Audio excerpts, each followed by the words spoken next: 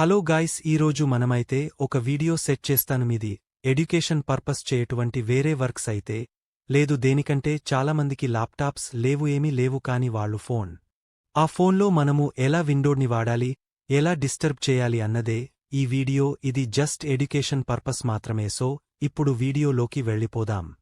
ఇప్పుడైతే మీరు మీ ప్లేస్టోర్ని ఓపెన్ చేయండి. నేనే అయితే వేరేది చెప్పను, కానీ డిస్క్రిప్షన్లో లింక్ ఏది ఇస్తాను, కాబట్టి మీరు అక్కడికి పెళ్లి అక్కడి నుంచి మీరు డౌన్లోడ్ చేసుకోవచ్చు.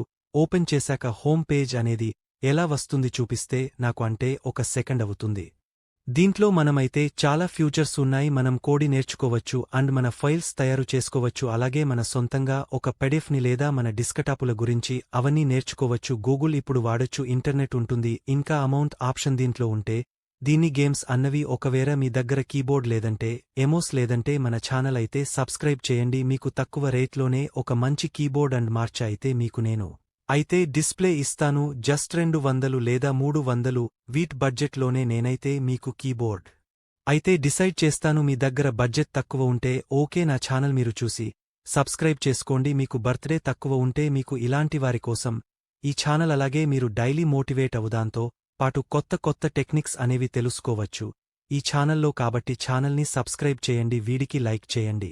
లైక్ చేయడం వల్ల మీ దగ్గర కాకుండా వీడియో చాలా మందికి వెళ్దాం. చాలామంది డెస్క్టాపులు కంప్యూటర్లు వాడడం లేదు, కాబట్టి వాళ్లకి మనీ ఉండదు. కాబట్టి వాళ్ల దగ్గర వాళ్ల ఫోన్లోనే ఎలా చేయాలో తెలిసిన లైక్ చేస్తే వీడియో అనేది పబ్లిక్ అవుతుంది, ఇంకా ఇంక్రీజ్ అవుతుంది, డెవలప్ అవుతుంది. వాళ్ళందరూ మీలాగా తెలుసుకుంటారు, కాబట్టి వీటిని లైక్ చేయండి.